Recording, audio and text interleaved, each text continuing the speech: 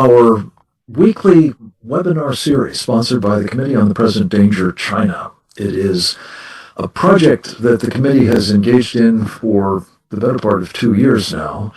I believe that we are up to about 225 or so of these webinars as a result of the effort mounted by the committee and its friends and colleagues to expose, in particular, the character of the kind of warfare the Chinese Communist Party has been waging relentlessly against our country, well, for decades.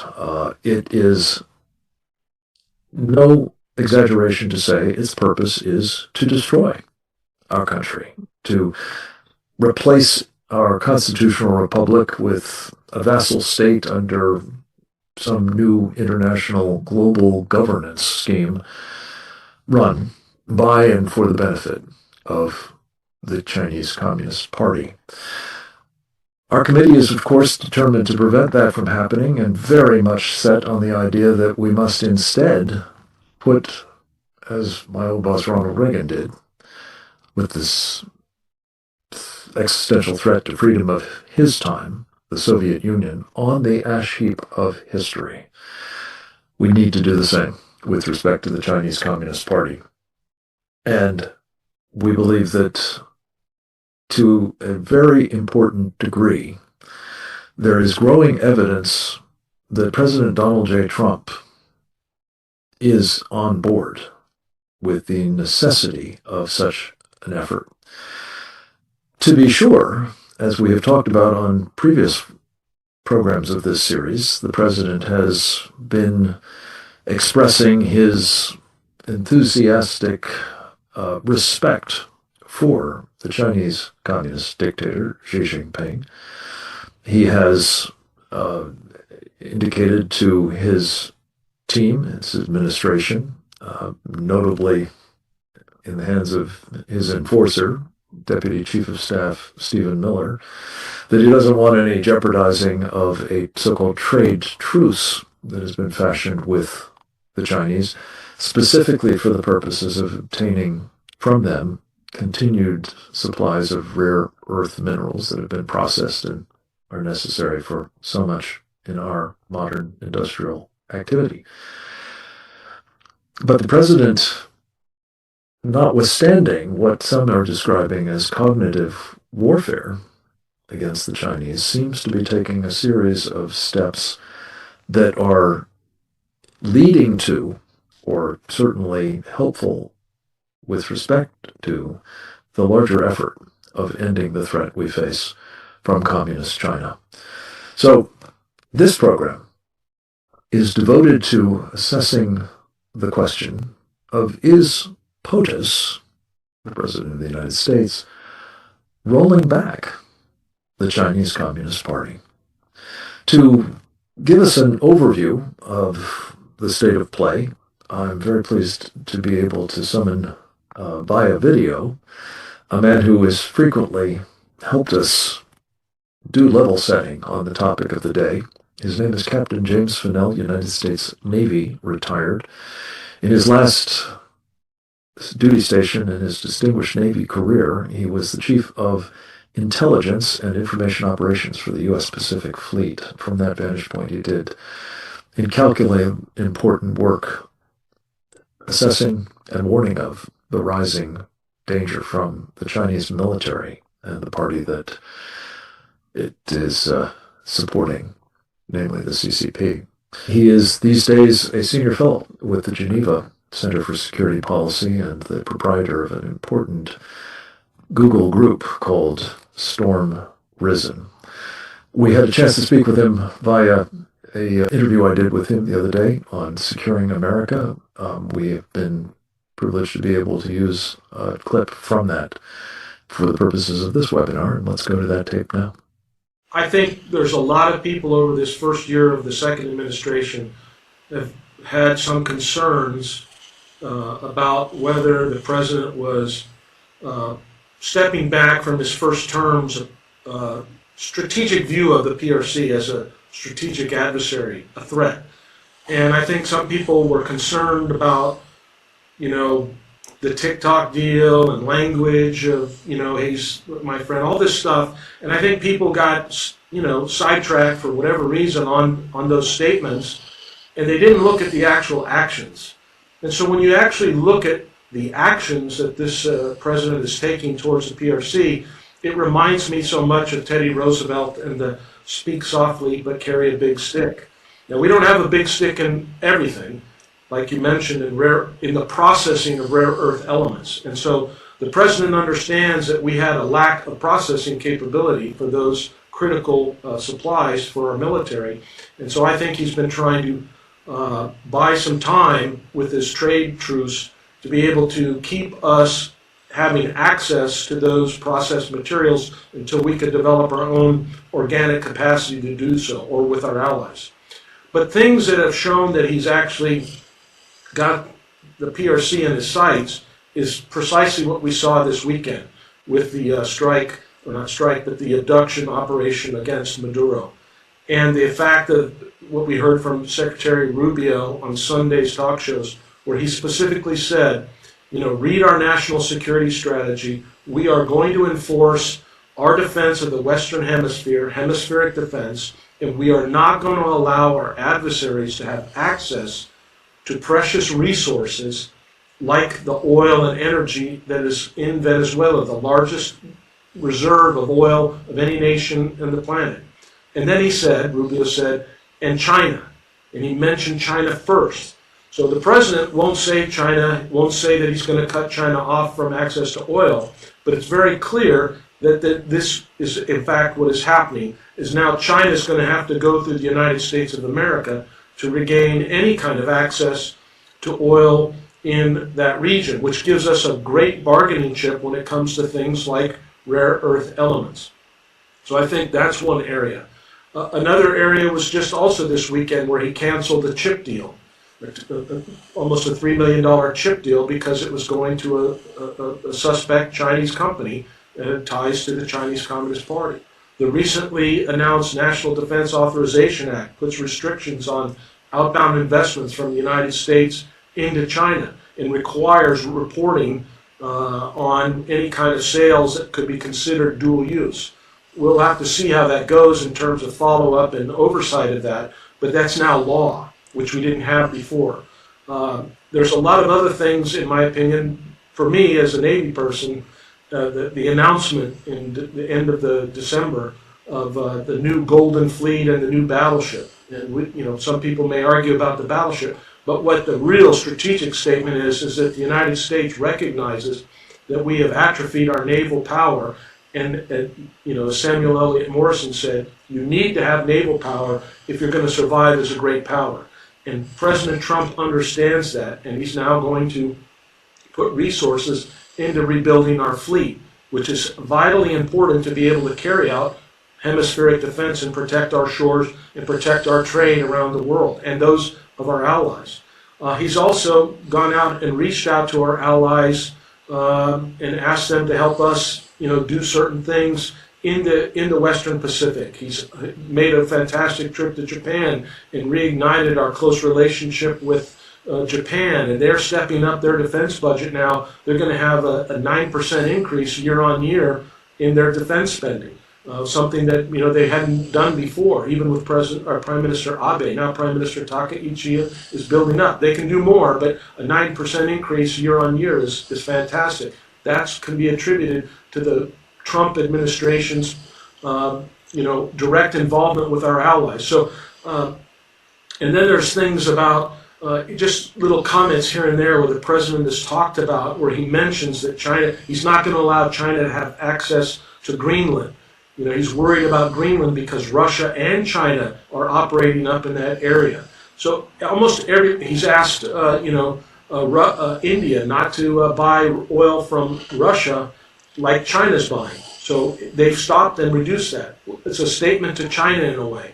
He's pushed back on Xi's notion of a global governance initiative.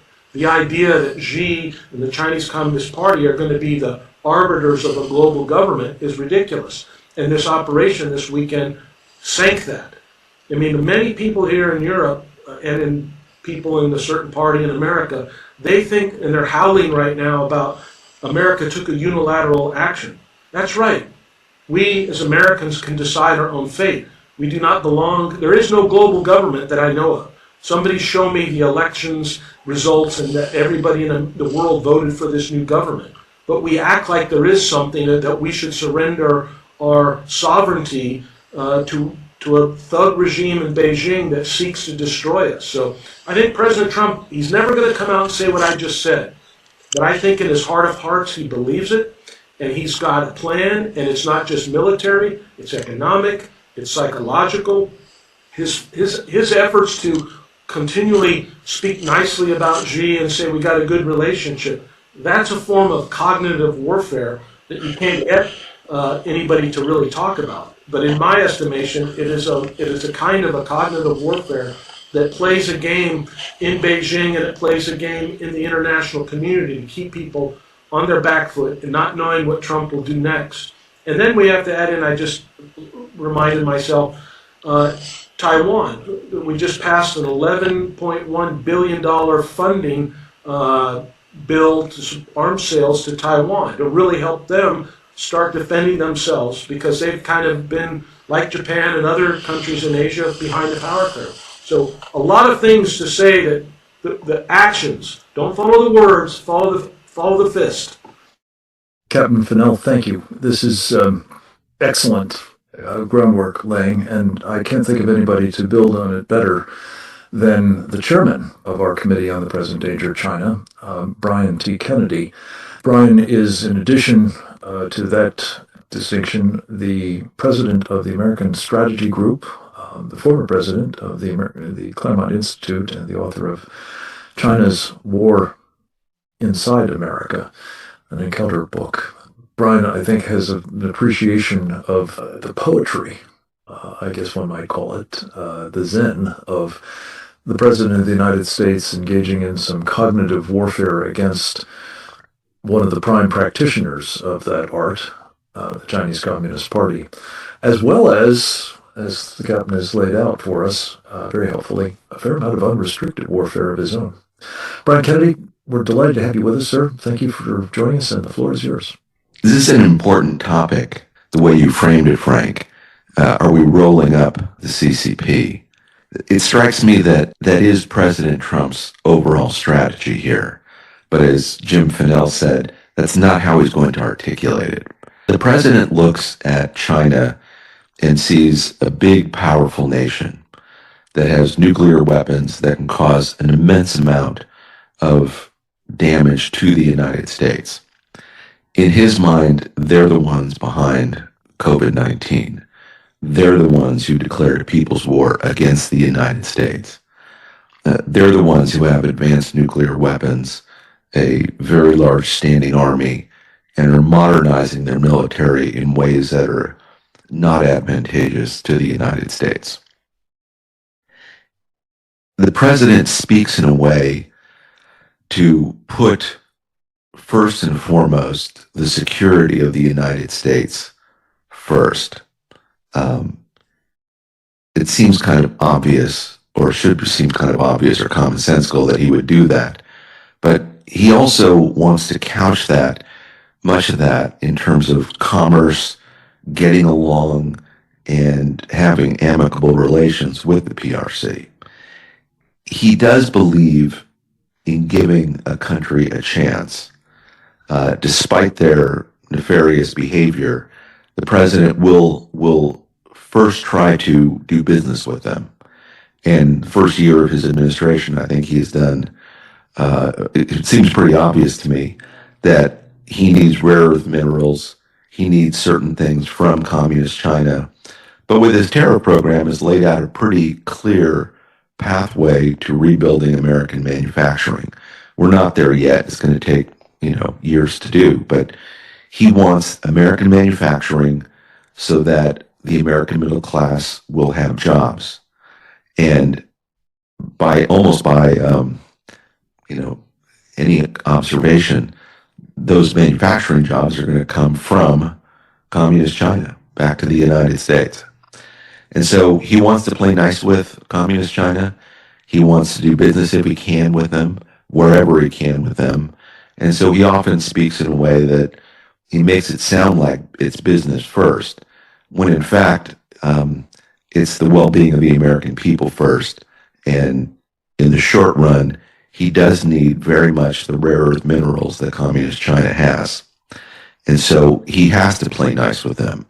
We've had leaders for the past, I'll say a century, but let's just call it the last 20 years when it comes to China, 30 years, who have allowed communist China to control so much of our economic future that President Trump is very focused on recovering that for the United States. And so he's not going to do something to alienate the communist Chinese while he needs them. Now, you could say they need us too, but they're at war, and I think they've prepared for war better than we have. And so they may be prepared for a war with the United States, whereas the United States is still in the process of rebuilding our economy, and I guess most importantly here, rebuilding the American military. President Trump looks at everything that communist China can throw at us and realizes we don't yet have a national missile defense. There's advanced weapons we need, such as certain missile systems, certain aircraft, and he also realizes we don't have the Navy we would absolutely need to engage with communist China. We can get into a war with them. We can get into a shooting war, but in every scenario that the U.S. Navy has played out, we would lose a lot of aircraft carriers, we would lose a lot of men and materiel, and we'd probably have to use nuclear weapons in order to succeed. In which case, that's not the kind of success President Trump wants. So he's in the process of buying time, rebuilding the American economy, and rebuilding the American military, including the Navy, our nuclear forces, our missile defenses, and what have you, that we've articulated on these shows many times. And I think that overall strategy, it doesn't quite look like he's rolling up the CCP, but I think he's putting them in a box. Every day that goes by, we're becoming more proficient at what we do. We're becoming more capable. Our economy is becoming stronger with each passing day. And from a strategy point of view, I think President Trump has played this, in a way brilliantly, and also the only way he could. He was not going to just give in to the communist Chinese when it came to trade. He does want to bring manufacturing back, and that is in fundamental disagreement with how communist China sees the world. So, Frank, I think I look forward to our conversation about this, but I do think I would leave the viewers with the notion that the best is yet to come, and we're getting there slowly but surely. But there was a lot of rebuilding that needed to go on and still needs to go on to get America into the position it needs to. So thank you, Frank. Brian, thank you as always for your insights into all of this, and in particular for a somewhat optimistic bottom line.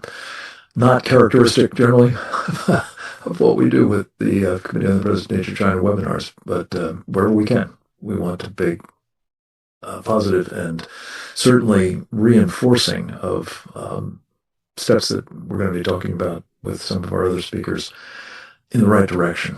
We're going to go to another of our videotaped contributions, this one from Guillermo Lailari. He is a retired lieutenant colonel in the United States Air Force, a foreign area officer during his time in uniform. He has been forward deployed in Taiwan for the past 4 years or so. These days he is a senior fellow, not in residence, with the Jewish Policy Center here in Washington. He made himself available under pretty extraordinary circumstances to make a contribution to this program and has some very important insights into this, certainly from the perspective of an American at the very front lines of the fight against the Chinese Communist Party, as well as a man with considerable experience in military matters. And we're delighted to go to his video at this point. Thanks again to Frank Gaffney and the Committee on the Present Danger, China, for letting me do a short presentation. I'm sitting, of course, in Taiwan these days. I've been here for about 4 years, and I've been watching China for longer than that.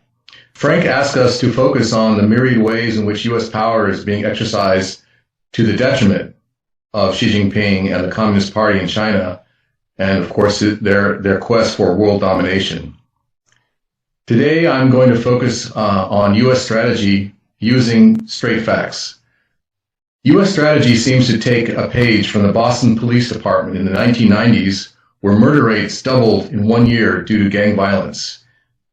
Faced with rising gang violence and record homicides, Boston conducted Operation Ceasefire, which launched a focused deterrence strategy targeting prolific offenders with severe, coordinated federal sanctions for gun crimes, combined with community outreach, offering pathways out of gangs, significantly reducing youth homicides, and establishing a model for other cities by linking strict enforcement with social support for at-risk groups. In other words, the police focused on one group at a time until all the gangs dramatically changed their behavior.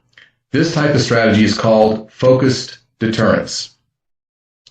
The Israelis ended up using this strategy against Iran, first decimating Hamas, Palestinian Islamic Jihad, and other terrorist groups in Gaza, then Hezbollah, then the Houthis. Once these terrorist groups were paralyzed, then Israel went after Iran because these other threats could no longer endanger Israel. Focused deterrence is part of deterrence theory. Perhaps a better meme for this is pulling one leg at a time off of a scorpion or a cockroach, whichever pleases your imagination, eventually making the insect unable to be a threat. The U.S. appears to be using this method against China, Russia, Iran, and possibly North Korea. What we see is going on in Iran. Once all of its terrorist collaborators were defanged, the Iranian economy started to falter. Once the U.S. disrupted Venezuela, Iran could no longer pretend that their regime was in control after wasting money on global terrorism, instead of focusing on helping their own citizens. China is guilty of the same crime. We see the U.S. removing one leg of China with Iran collapsing. Iran was selling China oil at a cheap rate, and they signed an agreement for $400 billion worth of oil for 25 years. Another leg is Venezuela, which sold over 90% of its oil to China at cheap rates. This will cause further economic stress on China. Frank mentioned unrestricted warfare. One of the categories of the CCP's unrestricted warfare is lawfare. In the case of Venezuela, President Trump and his team used lawfare against the former illegitimate President Maduro. Maduro and over 20 conspirators have been involved in narco-terrorism since 1999, when FARC transferred some of their operations from Colombia to Venezuela. President Trump's order to capture and prosecute Maduro for crimes he did against the U.S. should not be a surprise to anyone. Maduro was put on the narco-terrorism wanted list in March 2020 during Trump's first term, with a $15 million prize for someone who helps capture him. President Biden increased the rewards for his capture to $25 million prior to leaving office. And Trump's second term offered up to $50 million after the Treasury Department sanctioned his cartel. But there's more to the story. Russian officials had suggested before January the potential supply of Oreshnik ballistic missiles, an intermediate ballistic missile, range ballistic missile, to counter U.S. regional pressure. In the context of the January 2026 U.S. military operation in Venezuela, Russian Oreshnik and Caliber missiles represent asymmetric deterrence designed to offset U.S. conventional superiority through rapid strike capabilities and threats to the American homeland. In other words, Trump stopped a possible Cuban Missile Crisis version 2.0, or a Venezuelan missile crisis. The Oreshnik is an intermediate-range ballistic missile characterized by its hypersonic speeds and its ability to carry multiple warheads. If deployed to northern Venezuela, the Oreshnik could reach targets in southern United States, including Florida and Washington, D.C., in less than 5 to 10 minutes. This zero-warning capability is intended to decapitate leadership or destroy high-value assets before a response can be organized. In summary, there were many reasons why Trump ordered the arrest of Maduro. With respect to China, this pulled another leg off its body. I hope we continue to do this globally. Thank you very much for the opportunity to speak. Thank you, Lieutenant Colonel. This is vitally important content, and I'm so grateful that you were able to make it work to contribute it. We're going to turn next to a woman who has participated in many of these programs and always with a very unique and valued perspective on what is happening in the broad reaches of the waters of the Pacific, from Hawaii westward primarily, all the way into the Indian Ocean as it happens. Her name is Cleo Pascal. I consider her to be a binational treasure. She hails from Canada, but she has been doing incalculably important work on behalf of American security as well, in her role notably as a non-resident fellow of the Foundation for Defense of Democracies. We asked Cleo to join us to talk about really two developments that are of notable importance in this regard. One in the island nation of Palau, the other in a would-be island nation housing the base that we vitally need at Diego Garcia. We've asked her to talk about both of these subjects in the context of whether President Trump is, in fact, heeding her strong counsel on both of these counts and many more that can bear directly on the question of rolling up the CCP.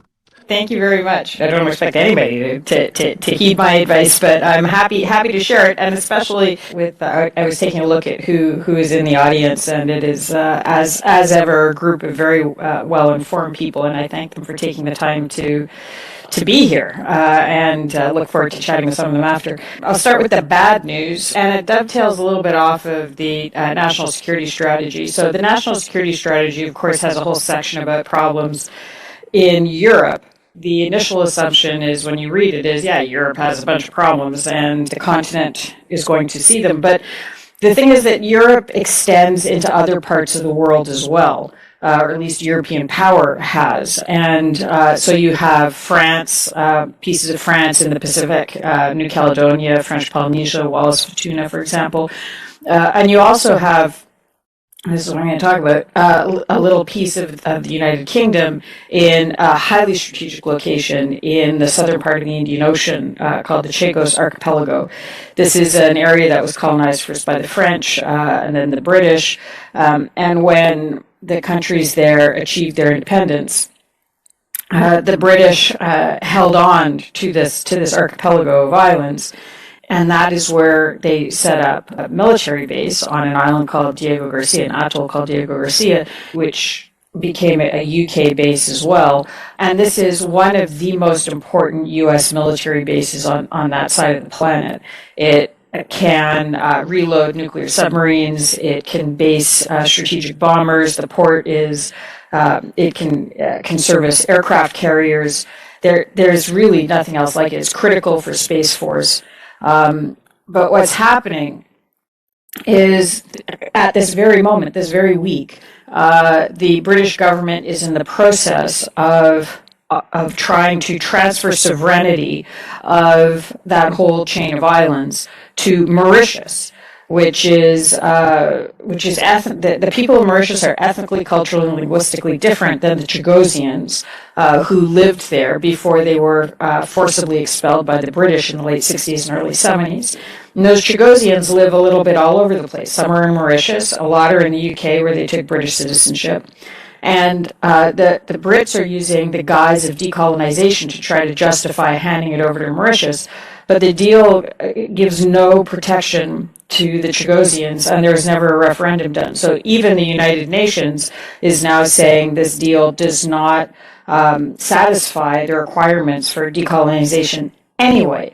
The House of Lords put forward a kind of polling recently and asked as many Chagosians as they could what they wanted to do, and the vast majority rejected the deal, and many of them want to actually stay part of the UK, and arguably you could even set up a kind of compact of free association agreement for it.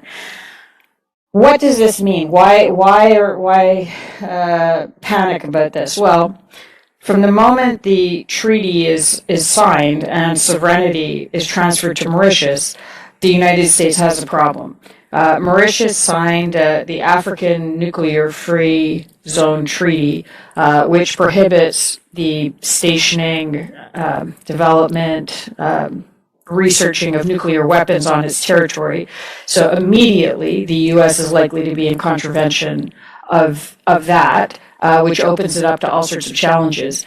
But the bigger deal is the treaty includes a lease for the base, which is 99 years.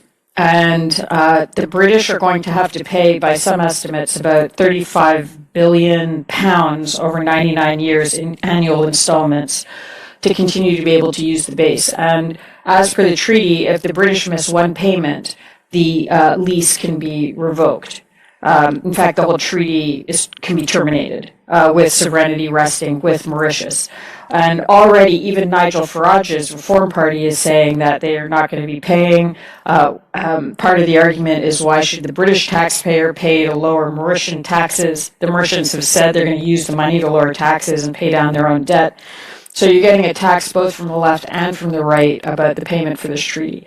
It is inexplicable to me why this isn't being more widely discussed. When it was originally mooted in 2024, then Senator Marco Rubio came out very strongly against the deal. Senator Kennedy came out against the deal. Representative Walz came out against the deal. But now there's been very little discussion about it as the territory, the land under one of the U.S.'s most important pieces of strategic power projection capabilities is being given to a country with very close ties to China by a country with increasingly close ties to China. So that's the bad news. The good news is what we're also starting to see coming out of the national security strategy, again, I think, is in Palau, a very elegant packaging of the sort of block and build approach to dealing with locations that are being targeted by China. Palau is it's a country with a very close relationship with the U.S. It recognizes Taiwan. It's just the other side of the Philippines. It's been a target of Chinese entropic warfare, where the Chinese organized crime has been rampant. Even though the country is about 18,000 people, there's been a very high level of Chinese attempts to destabilize it through corruption, bribery, and that sort of thing. And it has agreed, if you saw it in the press, it's probably because it agreed to take in up to 75 deportees from the U.S. This was a deal signed on December 23rd. The Palauans will get to approve them on a case-by-case basis. They will have no criminal records. These are people who have been deported from the U.S. but can't go back to their home country because they would be deemed at risk if that was the case. So they may go to Palau. That's the headline. But what the package actually contains is a package of blocking capabilities for Chinese penetration, so law enforcement support, cyber warfare support or defense capabilities, customs and immigration, a whole bunch of Americans who will physically go to Palau and sit alongside their Palauan colleagues and help them block Chinese illegal, coercive, aggressive, and deceptive operations in Palau. At the same time, the U.S. is helping them build economic and social resilience through stabilizing their pension fund, helping them build a hospital. It's a new approach. There's been a lot of talk about the dissolution of USAID. What will come next? I think this is what we're starting to see, what will come next.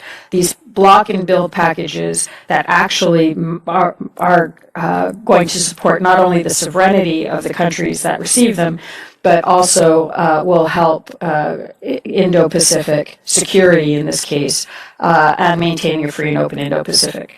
So we've got the Europeans causing us problems in the Indian Ocean, and some very nice work from the State Department helping to reinforce security in the Pacific.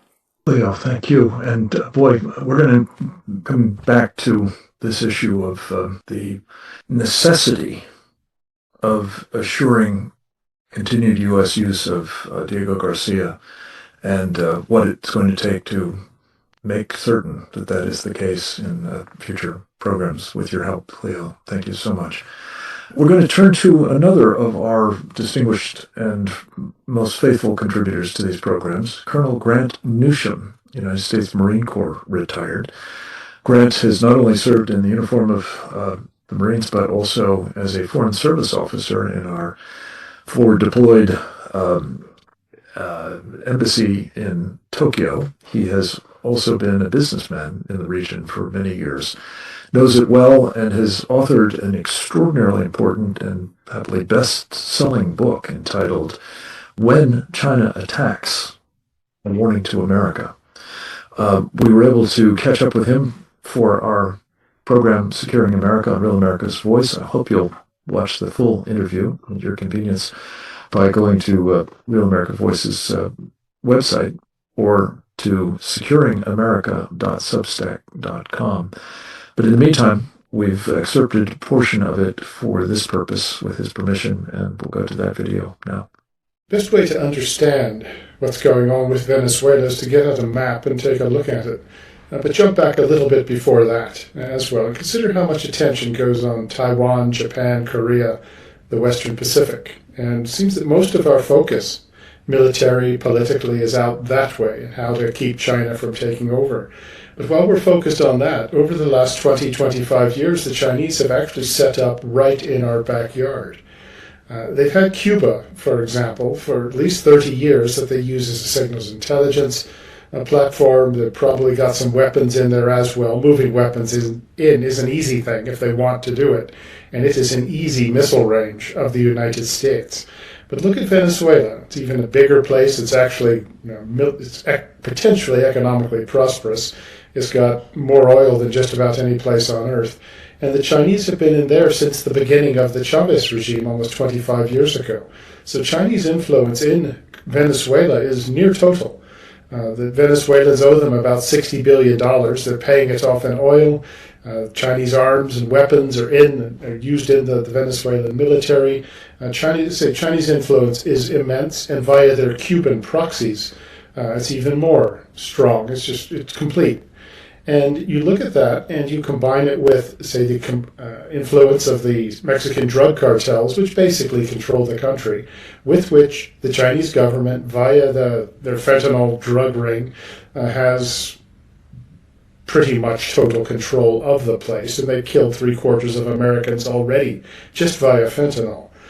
You look at Chinese influence in the rest of Latin America.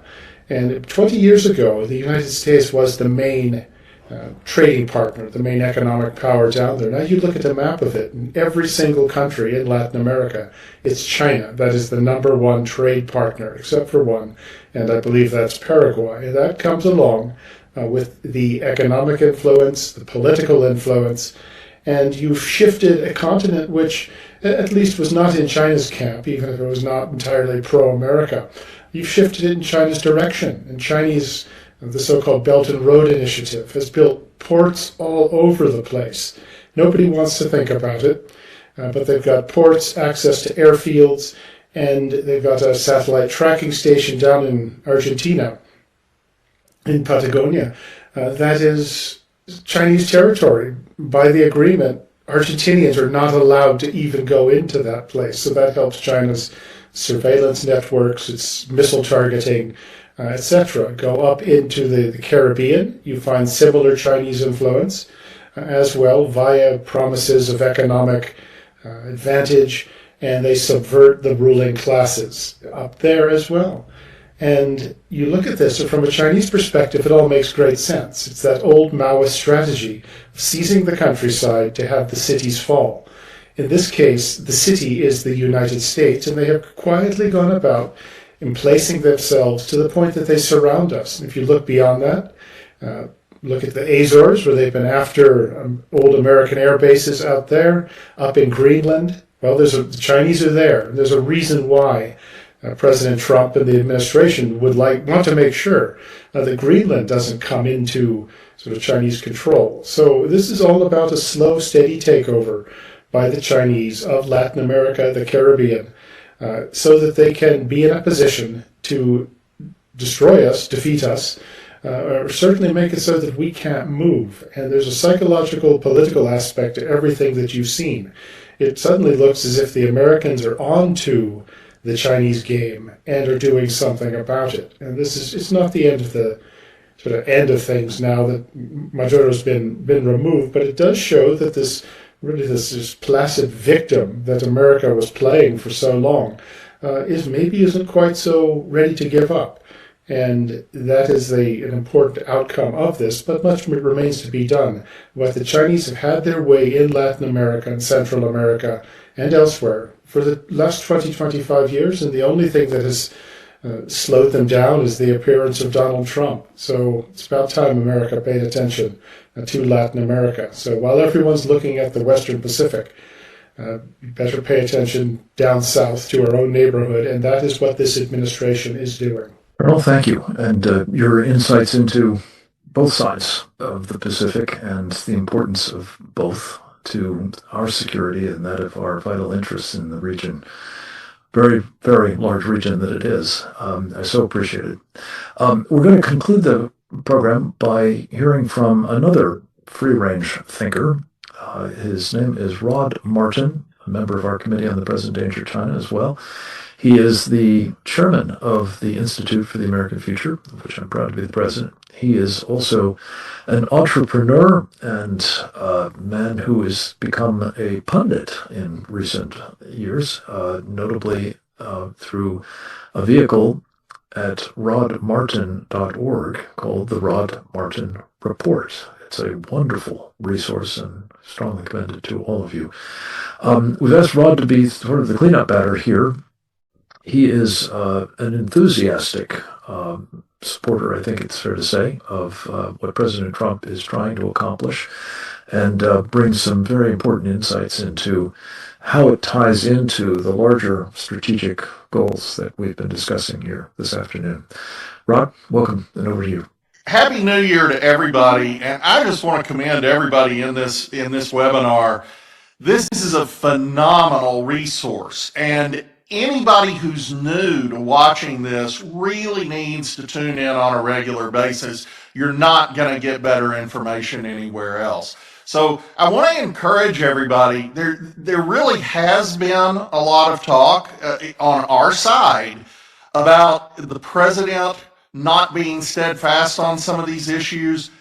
And I really marvel at it. I don't understand the mindset. Donald Trump telegraphs absolutely everything, and he has been for decades.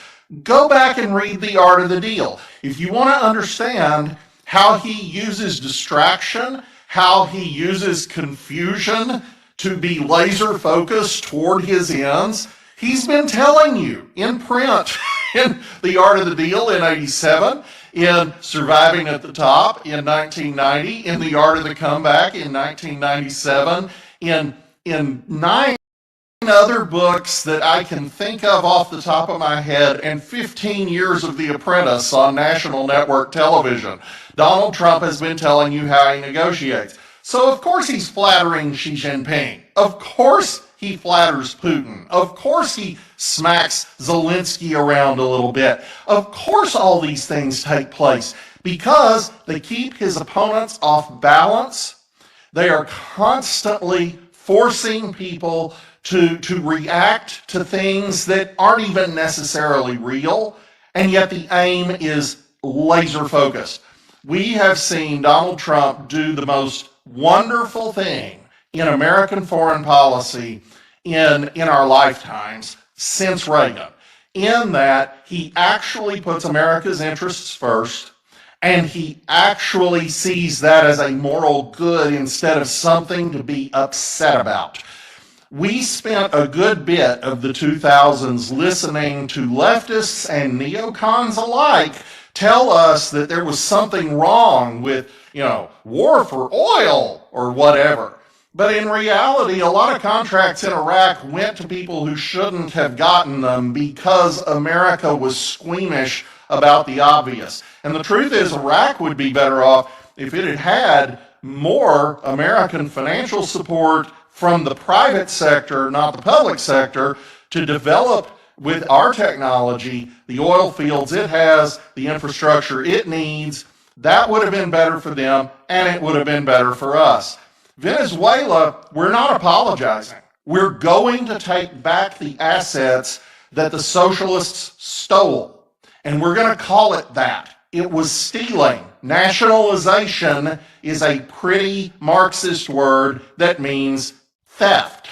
And we're not going to take it anymore. We're not going to take it in Venezuela. We're not going to take it anywhere else. That's the new normal. Get used to it, folks. So what we're going to do here is we're going to put China back on its heels, and Donald Trump is the first American president since Richard Nixon to actually understand that China is the enemy. China is not our friend.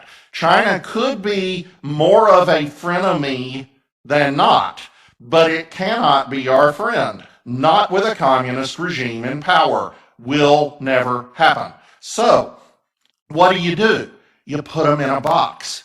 You take away the ability to act decisively. You make the steel more expensive than it's worth. Now, if we had continued in Biden think and Obama think, it wouldn't be very long until we saw that rapidly growing Chinese Navy based in the Caribbean.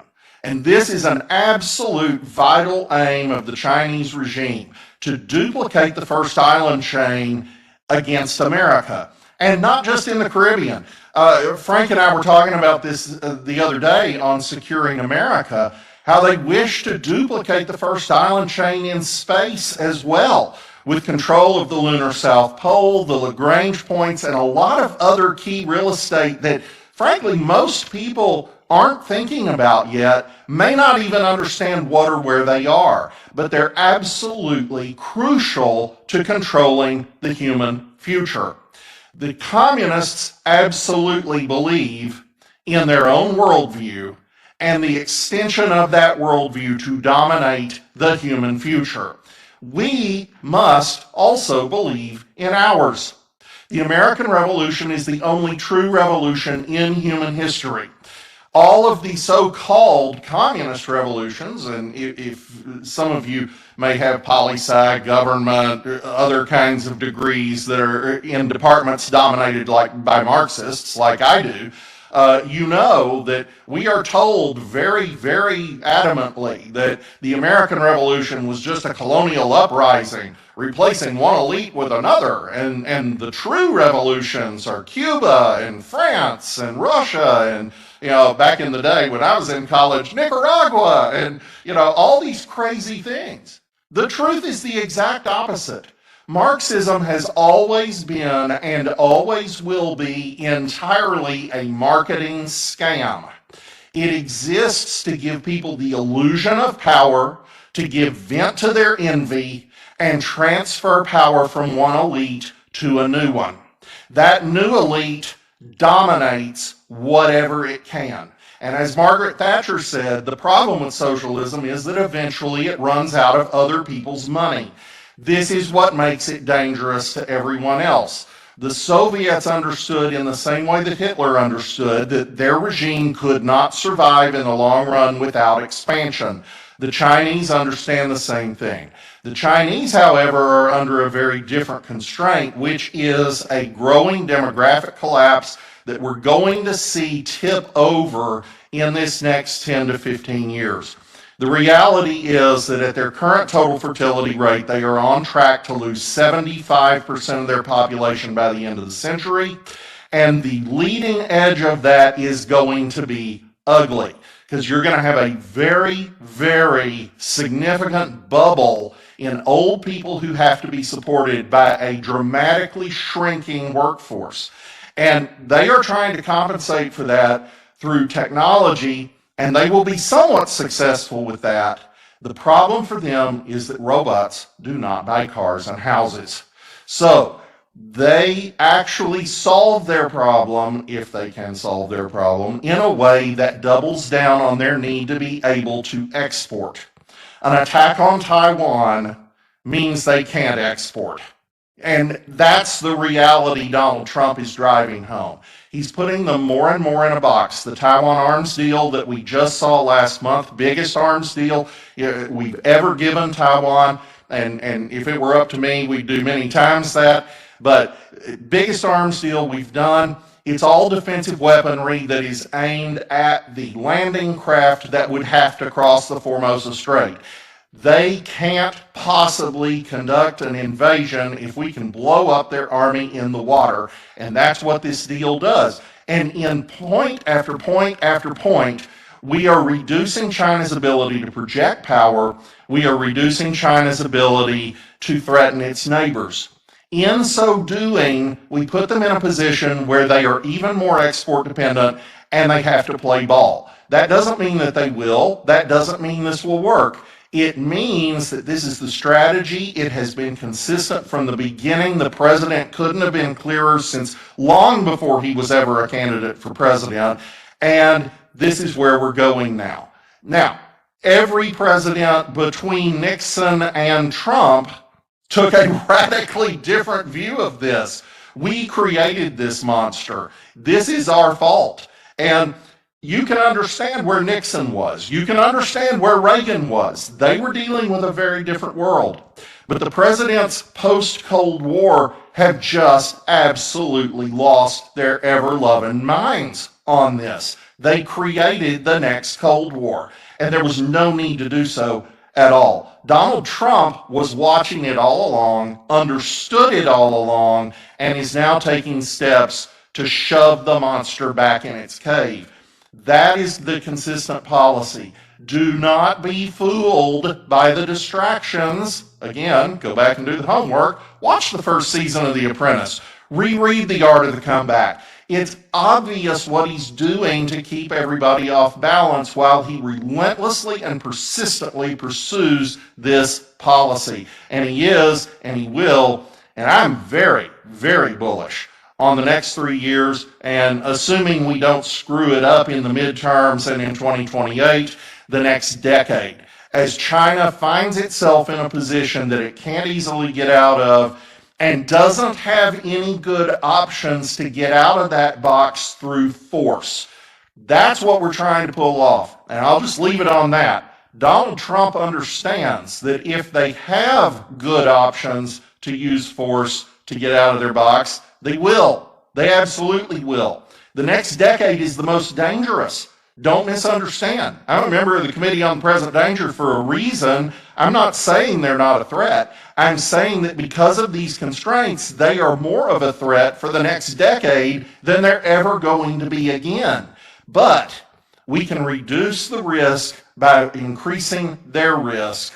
We can put them more and more in a box. We can keep them off balance. We can make the trade relationship valuable enough, but in a U.S. direction that they really can't afford to mess with it. And that is exactly what this president is trying to do. I am thrilled with the consistency of the Trump administration, but and really only more so by the fact that he actually has personnel this term to implement, unlike the many in the first term who were actively working against him. It's a miracle he got anything done.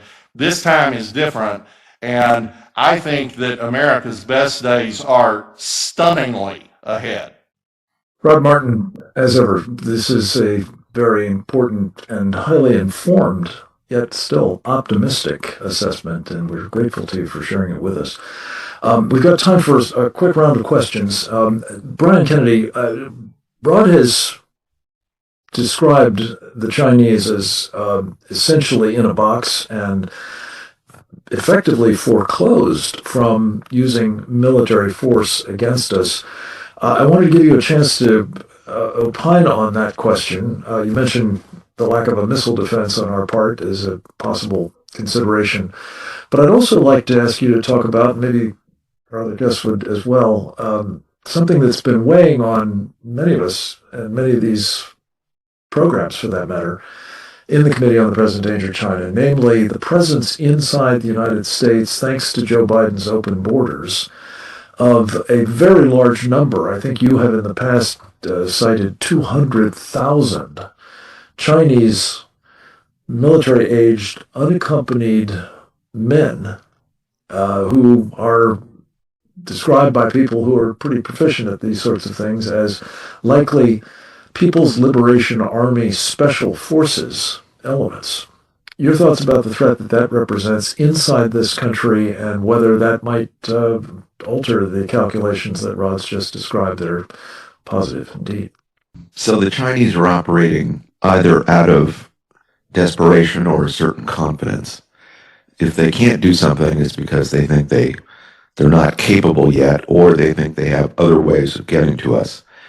If over the Biden years, 200,000 Chinese men of military age came into the country, and that's what this country believes happened, its government believes happened, that's of great concern. Those 200,000 men look like they are special forces, or at least could be special forces. They're living in our country today. Do we have 200,000 special forces of the United States trying to find them and root them out? Today they're in the country. They're prepared to do, if they're special forces, sabotage, murder, mayhem, whatever it takes in order to achieve their military objective. They're running grow houses of marijuana around the country. They're part of criminal syndicates. And today we're not rooting them out. That should be of deep concern to us. The Chinese, Rod mentioned a few things, which many things which I agree with, a couple things which I disagree with, but I think we probably end up in agreement. They're Marxists, yes. This is not just marketing. This is an actual ideological belief. There are Marxists in China. There are Marxists still today in Russia. There are Marxists throughout Europe, and there's Marxists in the United States. None of these people believe in human dignity and the ideals of individual freedom and liberty that our forefathers did. They are a serious bunch. They are not clowns. They are people who, if given power, will actually exercise it in the most vicious way possible. And we have to be forever mindful of that. These are people who aspire to be dictators, and we in the United States need to take them very seriously. They're not going to collapse of their own accord. They're going to keep on fighting wherever they can. And I think Rod agrees with that. My deep concern here is only partly communist China, but rather the United States itself and our inability to get things right. President Trump is committed to getting them right, but President Trump is part of a movement to fundamentally change the United States from the path we've been on for the past 100 years, the progressive project that has dominated the United States. And today we don't have a Congress that is backing his hand. We don't have a Republican Party that agrees with him. You look at big parts of the political right in the United States, and they long for the day that President Trump is gone, and where they can get back to a globalist, progressive counterparty, as it were, to the Democrats. And the odds of us who care about President Trump and the country, the odds of Republicans winning this fall are probably pretty slim. And the reason mostly is the Republicans just aren't very good. They're not very good at defending the president's policies, and they don't have very good policies of their own. There are a few good congressmen and senators here and there. The vast majority are pretty weak. You'll know if we can succeed if they get rid of the filibuster and start making into law some of the president's more radical and necessary proposals to get our elections right and to get some of this defense spending right and actually take seriously the threats to the country. I don't see that happening just yet. The odds of them helping the president build an administration by passing his nominees, that's not going on today. A Republican-controlled Senate is not making that a reality. And so even though you have President Trump and all of his good ideas, you don't have a Republican Party behind him. And that's something that is should be of great concern to anybody who believes in these policies and believes in the threat against the country. I say all that partly because you accuse me of being an optimist, Frank. And although I'm an optimist overall, I am quite pessimistic in the short run about some of the things that are going on in this country and the lack of support President Trump has and just the fecklessness of the Republican Party and their ability to articulate why they should be in power today. And so the president has big challenges politically. He's dealing with foreign powers abroad who seek to harm us in very significant ways. And he's dealing at home with a domestic challenge with the Democrats who have lost their minds and have completely abandoned any notion of Republican forms of government and a Republican Party that itself doesn't believe in itself. So we have a lot of work to do this year to get these things right. And that's one of the reasons we have these webinars and hope that the people who are watching it can spread these ideas and join us, frankly, in getting these things right. All right, thank you. And that's absolutely right about the purpose of the programs. And Rod, thank you for your high compliments about their quality. If that's true, and I think it is, it's because of the guests that we're able to showcase, including those that are with us at the moment. Cleo, I wanted to ask you in particular to sort of pick up on a point that Brian was just making in terms of the work that is to be done. For the purposes of this discussion, let's just say, and I think the case has been made pretty persuasively by all of you, that the president is determined to roll back or roll up the Chinese Communist Party. You have been chronicling and warning about and making recommendations as to what should be done instead in what you have described, and I think it's a brilliant insight, as the true western frontier of the United States of America. And essentially it's the Central Pacific and islands there that we have fought and in many cases not only bled over but died on to wrest from the control of enemies of this country, notably the Imperial Japanese. Quickly, Cleo, what should President Trump add to his to-do list of the things that are countering the threat we face from the Chinese, thwarting their political warfare and other forms of unrestricted warfare, in particular in places like the Confederation of the Northern Marianas, that is not being attended to just yet and that is urgently needed as part of this more comprehensive effort to secure our country in the face of the Chinese communist threat? The first thing that needs to be done is we have to stop Chinese arriving without a visa in the United States of America. So the Commonwealth of Northern Mariana Islands, which consists of islands like Saipan and Tinian, where so many Americans died during the Second World War. It's a U.S. territory. These are U.S. citizens.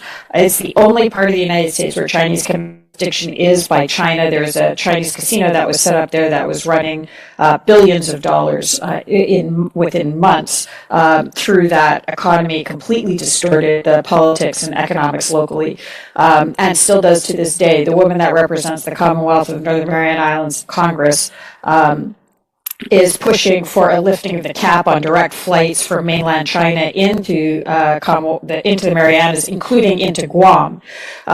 This is a gaping open wound. The Marianas, just to give an idea of how strategic they are, share a maritime boundary with Japan to the north and with Guam to the south. And at least in the hundreds, Mr. Kennedy was talking about the Chinese that are coming in illegally. These guys are coming in legally and then illegally taking boats the 60 miles to Guam, where they're being found on the U.S. military bases and all sorts of stuff like that. This can be changed in an instant by Homeland Security. This is Secretary Noem can change it right out of the box. And the other thing is the person that represents the U.S. government, the Deputy Assistant Secretary for Insular Affairs at the Department of Interior, which is a political appointment, is a guy from that same jurisdiction who the FEC found took money from the Chinese Communist Party for his electoral campaigns. This guy there needs to be a proper background investigation into him and his role, because he is the point guy for the negotiations with the Commonwealth of Northern Marianas, Guam, Palau, Federated States of Micronesia, and Marshall Islands, the most sensitive strategic pieces of geography. That is the buffer zone between the Americas and Asia. And when we got it wrong the last time, 100,000 Americans died trying to resecure that zone. So need to make sure that the people who are on the U.S. side are working for the best interests of the United States, and just immediately close that loophole. Thank you. Thank you. Could you tell us the name of the individual at the His name is Angel Demipan, and he was chief of staff of a governor under whose jurisdiction. Corrupt, I think, was the word you were struggling over. Allegedly corrupt. So he had Angel Demipan was chief of staff for Governor Ralph Torres, who then the subsequent governor asked for an investigation into, because at least $1.6 billion worth of U.S. government money has gone unaccounted for. Some of it looks like janitorial services that were being charged at things like $4,000 an hour. I think they're going to make Minnesota look like pikers at this point. So this urgently needs investigation. That's right. If it is investigated.